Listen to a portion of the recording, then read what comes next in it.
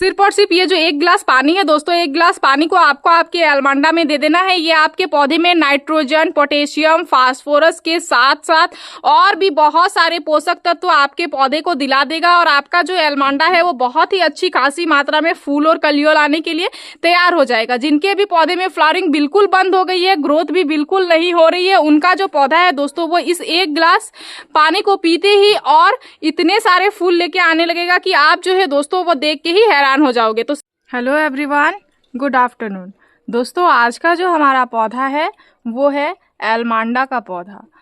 दोस्तों सितंबर का महीना लगभग जो है वो मिड पे आ गया है और अभी अगर आपके एलमांडा के पौधे में फ्लावरिंग नहीं हो रही है, पौधे की ग्रोथ धीमी हो गई है, पौधे में कलियां वगैरह नहीं बन रही हैं, तो आज की इस वीडियो में मैं आप सभी को कुछ कैट टिप्स बताने वाली हूं। कुछ काम जो है आपको आपके एलमांडा के पौधे में करने हैं। साथ ही जो है दोस्तों उस पौधे को प्रॉपर सा खाद देना है। अगर कामों को करने के बाद अगर आप अपने पौधे में खाद को दे दोगे तो आपका जो पौधा है दोस्तों वो कुछ इस तरीके से एकदम फूलों से भरा हुआ रहेगा। आपको फूलों की कमी एलमांडा में बिल्कुल भी नहीं होगी। चाहे आपके पास कोई भी वैरायटी का एलमांडा का पौधा हो, सभी में अच्छी खासी मात्रा में फ्लावरिंग आपको मिलेगी। तो नमस्ते दोस्तों, मैं हूं किरण और मैं स्वागत करती हूं आप सभी का हमारे इस YouTube चैनल किरण की बगिया में। तो चलिए दोस्तों इस वीडियो को स्टार्ट करते हैं। एलमांडा के पौधे में सबसे पहले कैट टिप्स को जानेंगे, उसके बाद जो है दोस्तों कौन से बेसिक सा नॉर्मल सा खाद हम लोग अपने पौधे में देने वाले हैं उस चीज को जानेंगे। तो चलिए दोस्तों बात करते हैं कैट टिप्स नंबर 1 की। कैट टिप्स नंबर 1 हमारा जो है दोस्तों वो है पौधे के लिए धूप। एलमांडा का जो पौधा है दोस्तों वो अधिक धूप पसंद करने वाला पौधा है, तो इसे आप ऐसी जगह पे लगाएं जहां अच्छी खासी मात्रा में धूप आ रही हो। अब बात करते हैं दोस्तों कैट टिप्स नंबर 2 की। तो कैट टिप्स नंबर 2 हमारा यह है कि एलमांडा के पौधे के लिए अच्छी जल निकासी वाली मिट्टी आपको पौधे लगाते समय जो है दोस्तों जब भी आप मिट्टी बना रहे हो तो उस टाइम पे अच्छी जल निकासी वाली मिट्टी को बनाओ। तीसरा जो हमारा कैट टिप्स है दोस्तों वो यह है कि एलमांडा के पौधे को ज्यादा पानी की आवश्यकता होती है। जो पुराने पौधे हो जाते हैं उन्हें जो है दोस्तों खास करके ज्यादा पानी की आवश्यकता होती है, तो आप अपने पौधे में जो है पर्याप्त मात्रा में पानी भी जरूर से जरूर दें। लेकिन जो पौधे आप नए लगाए हुए होते हैं उनको आपको ज्यादा पानी देने की नीड नहीं होती है। उनको जो है दोस्तों जब गमले की मिट्टी अच्छे से सूख रही हो तभी आप पौधे में पानी दें। इस चीज का आप ध्यान रखें, अधिक पानी देने से भी बचे। साथ ही चौथा जो हमारा कैट टिप्स है दोस्तों वो यह है एलमांडा के पौधे की कटाई छटाई।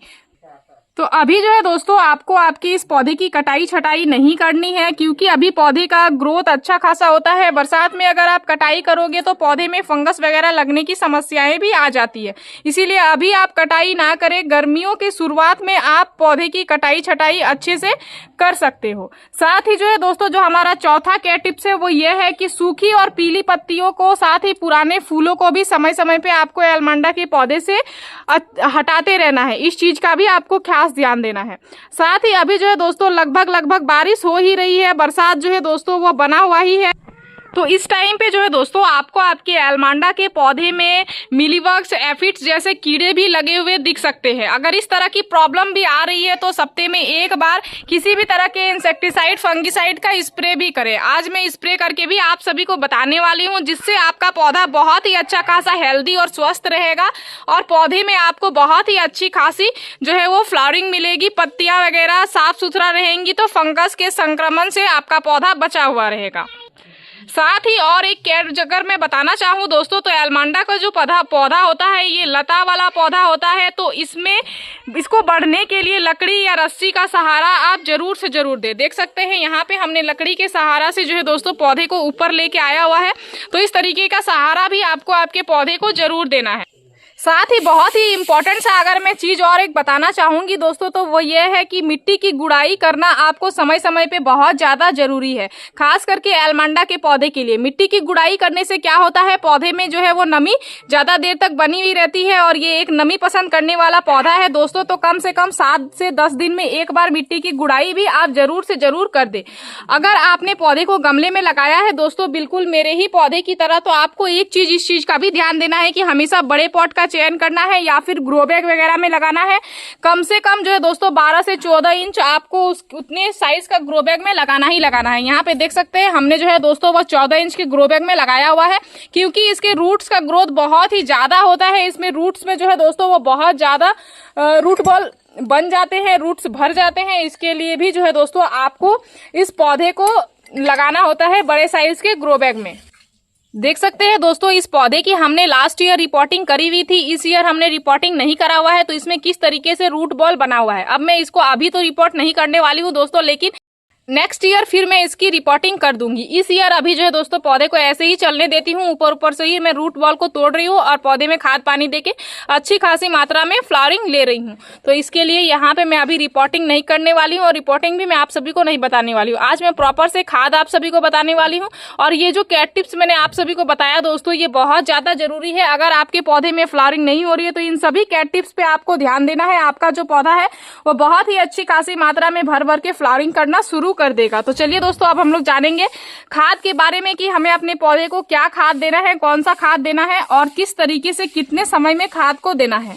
अब एल्मांडा के पौधे की खाद के बारे में बात करें तो दोस्तों अब हर 20 से 25 दिन में इसको खाद की आवश्यकता होती है। हर 20 से 25 दिन में जो है दोस्तों आपको आपके एल्मांडा के पौधे में जैविक खाद जैसे बर्मी कंपोस्ट या गोबर की खाद देना बहुत ज्यादा जरूरी है।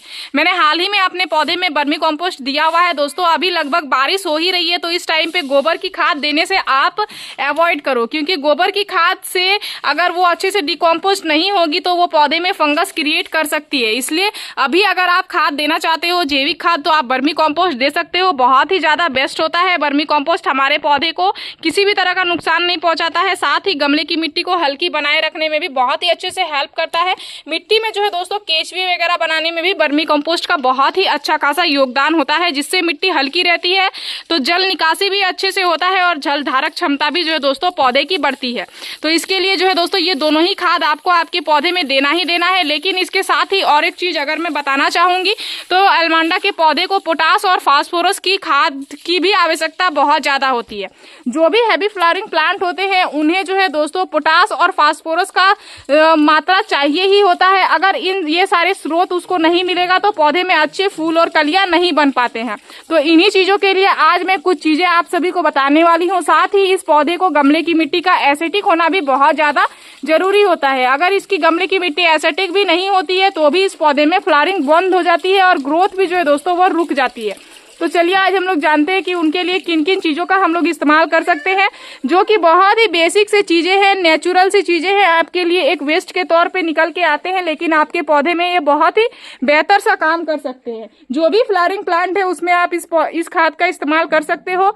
अब ऐसा नहीं है कि सिर्फ और सिर्फ आपको एल्मांडा में ही करना है। अगर आपने गार्डन में कोई भी दूसरा भी फूलों का पौधा लगा के रखा है तो उसमें भी आप इस खाद का इस्तेमाल कर सकते हैं। तो देख सकते हैं यहाँ पे हमने खाद को बना के रख लिया हुआ है। यह जो खाद है दोस्तों ये हमारा क्या है, ये है केले के छिलके से बना हुआ खाद। केले का जो छिलका होता है दोस्तों वह पोटेशियम और फास्फोरस का बहुत ही अच्छा खासा रिच सोर्स होता है। तो इसके लिए देख सकते हैं जो सूखे हुए केले के छिलके को हमने सुखा के रखा हुआ था, उन्हीं छिलकों का आज हमने लिक्विड खाद बनाया हुआ है। लिक्विड खाद हमने इसलिए बनाया है दोस्तों क्योंकि अभी हमारे यहाँ पे धूप बहुत ही अच्छी खासी मात्रा में हो रही है, तो अभी हम अपने पौधे को लिक्विड खाद दे सकते हैं, इसलिए हमने यहाँ पे लिक्विड बनाया हुआ है। तो इसको मॉर्निंग में ही हमने इसमें भिगोने के लिए छोड़ दिया था दोस्तों।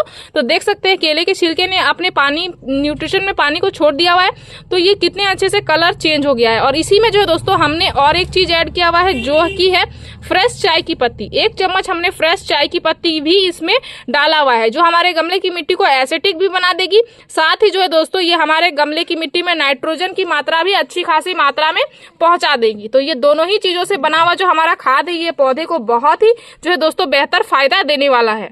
सिर्फ और सिर्फ ये जो 1 गिलास पानी है दोस्तों, 1 गिलास पानी को आपको आपके एल्मांडा में दे देना है। ये आपके पौधे में नाइट्रोजन, पोटेशियम, फास्फोरस के साथ साथ और भी बहुत सारे पोषक तत्व आपके पौधे को दिला देगा और आपका जो एल्मांडा है वो बहुत ही अच्छी खासी मात्रा में फूल और कलियों लाने के लिए तैयार हो जाएगा। जिनके भी पौधे में फ्लावरिंग बिल्कुल बंद हो गई है, ग्रोथ भी बिल्कुल नहीं हो रही है, उनका जो पौधा है दोस्तों वो इस 1 गिलास पानी को पीते ही और इतने सारे फूल लेके आने लगेगा कि आप जो है दोस्तों वो देख के ही हैरान हैरान हो जाओगे। तो सिंपल सा आपको कुछ करना नहीं है। अगर आप मिट्टी की गुड़ाई करना चाहते हो तो गुड़ाई कर सकते हो, और गुड़ाई करने के बाद इसको इस तरीके से यहाँ पे जो है दोस्तों दे देना है। अगर 8 से 10 इंच है तो इस तरीके से 1 गिलास देना है, और अगर उससे बड़ा पॉट है दोस्तों तो आपको 2 गिलास देना है। और ये जो गीली चाय पत्ती है, ये गीली चाय पत्ती पौधे में किसी भी तरह की जो है वो फंगस वगैरह क्रिएट नहीं करती है, लेकिन गीले छिलके को आपको आपके पौधे में नहीं देना है। तो यहाँ पे हमने 2 गिलास इतना ही इस खाद को बनाया था दोस्तों, और आज मॉर्निंग में हमने इस खाद को बनाया था, इसलिए हमने इसमें किसी भी तरह का पानी का, फ्रेश पानी का डाइल्यूट नहीं किया हुआ है। अगर आपने पहले से 2 से 3 दिन पहले से या फिर 1 दिन पहले से भी इस खाद को बना के रखा हुआ है तो आप इसमें फ्रेश पानी का सबसे पहले डाइल्यूट करें, उसके बाद ही जो है दोस्तों पौधे में खाद को दे। और अगर आपने इंस्टेंट बनाया हुआ है, लगभग 5 से 6 घंटा हुआ है, तो आपको किसी भी तरह का फ्रेश पानी का डाइल्यूट नहीं करना है। इस खाद का इस्तेमाल जो है दोस्तों आपको 15 दिन में एक बार करना है। 15 दिन में एक बार करने से आपके पौधे में बहुत ही अच्छी खासी रिजल्ट आपको देखने को खुद मिलने लगेगी। अगर पौधे में फ्लावरिंग बंद हो गई है तो बहुत सारे फूल और कलियां भी बनना शुरू हो जाएंगी। और अगर आपके एल्मांडा के पौधे में अभी जो है दोस्तों वो मिलीबग्स और एफिड्स लग रहे हैं, कीड़े मकोड़े अगर लगे हुए हैं, तो ये जो चीज आप देख रहे हैं ये है नीम ऑयल। इसका स्प्रे आपको आपके पौधे में कर देना है। आपके पौधे में सभी तरीके से कीड़े मकोड़े, एफिड्स, माइट्स सब जो है दोस्तों चुटकियों में गायब हो जाएंगे। सिंपल सा आपको क्या करना है, 1 लीटर पानी में 3 से 4 बूंद इस नीम ऑयल को डालना है और पूरे ही पौधे में आपको स्प्रे कर देना है। बहुत ही सिंपल सा तरीका है, लेकिन पौधे में बहुत ही अच्छा खासा फायदा जो है दोस्तों वो ये लेके आता है। तो एल्मांडा के पौधे से मेरी इस वीडियो में दी गई जानकारी अगर आप सभी को अच्छी लगी दोस्तों तो मेरे इस वीडियो को लाइक, शेयर, कमेंट जरूर कीजिएगा। अगर आप इस वीडियो के माध्यम से हमारे चैनल पे नए आए हैं तो प्लीज़ हमारे चैनल को सब्सक्राइब कर लीजिएगा, बेल आइकन जरूर प्रेस कीजिएगा, ताकि हमारी जो भी न्यू वीडियोज़ आएंगे उनके नोटिफिकेशन आप सभी को मिल जाएंगे। इस वीडियो को आपने पूरा देखा उसके लिए मैं आप सभी को तहे दिल से धन्यवाद देती हूँ दोस्तों। मिलते हैं एक अनदर वीडियो पे। नमस्कार।